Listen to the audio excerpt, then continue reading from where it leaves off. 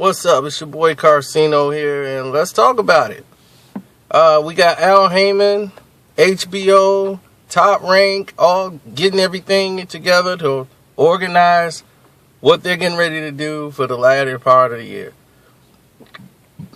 Haymon is going to put Paul and Malignaggi up against Danny Garcia. So at 147, Danny's first fight is against Paulie.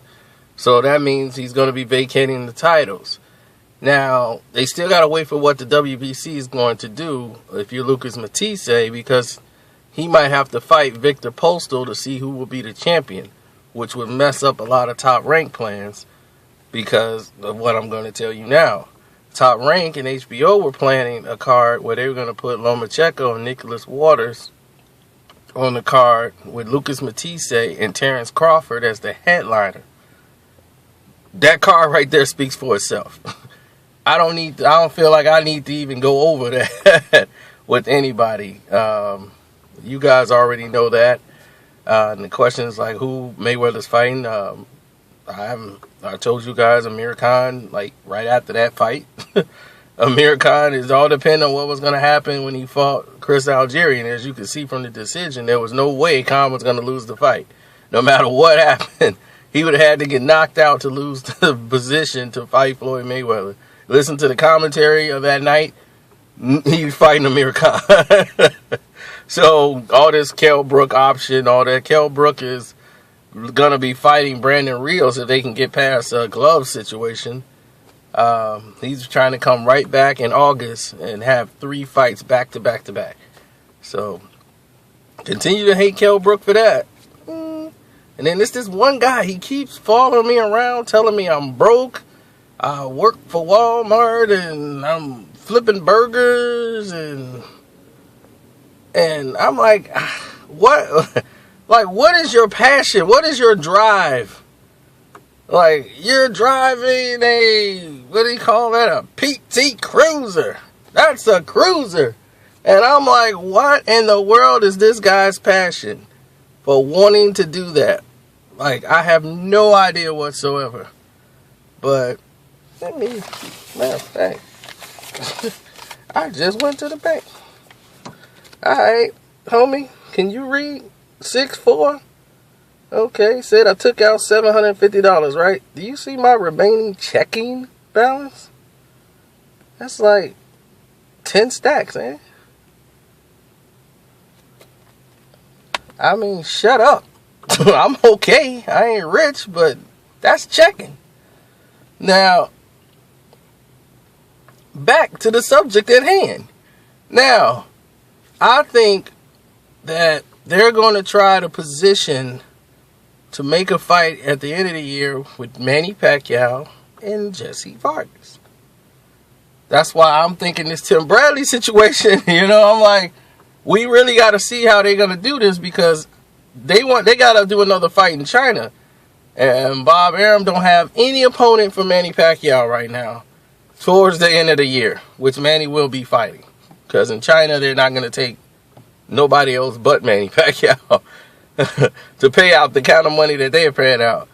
So the opponent would have to be somebody that suffice. And who fits that category more than Jesse Vargas?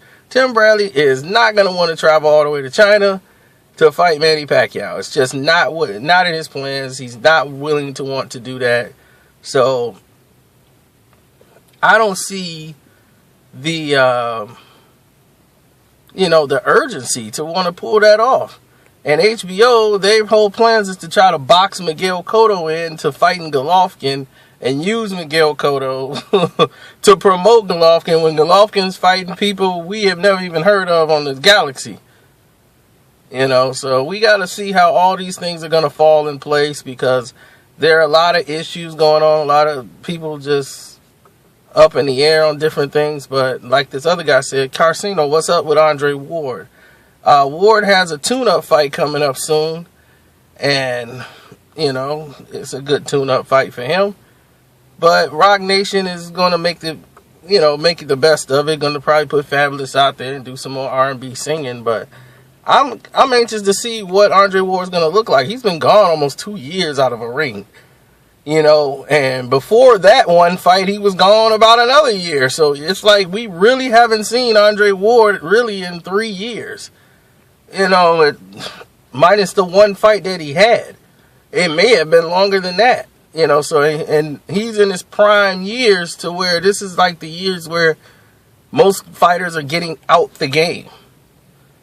And he's coming back from layoffs and injuries and more layoffs. And yeah, he's number 2 pound for pound from what he did years ago. But is he still the same fighter? We don't know. Too many questions about Andre Ward right now that needs to be answered. Somebody said, what about Rigondeaux? I made the video about Rigondeaux. I'm waiting for Gary to respond. I sent him a message about, is he going to, you know, step down from management? And I haven't seen any parts of that from Gary's side. They're probably still negotiating on that. But so far, I have seen nothing that say that, oh, yeah, he's getting ready to leave.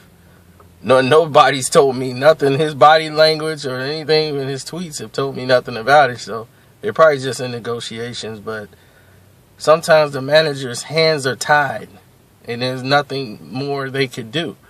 It's not just their fault. It's promoters, contracts, or stubbornness. You know, people have their own agendas. And as you've seen in the boxing game, it means a lot. And what I was saying about Cotto becoming a villain, I'm not trolling Cotto. The media is painting him as a villain and Gil as the hero. And everybody who he's facing, Miguel Cotto is the bad guy, and whoever he faced will be the good guy. If Miguel Cotto was to fight Canelo, who you think would play the good guy role? Who would be the good guy? Who's the character HBO's been building up? Listen to the way they talk about Miguel Cotto and listen to the way they talk about Canelo Alvarez. Oh, Cotto and his demands and Cotto this and all these fighters have asked for demands, but Miguel Cotto makes it, he's a prima donna. This is going down because of him.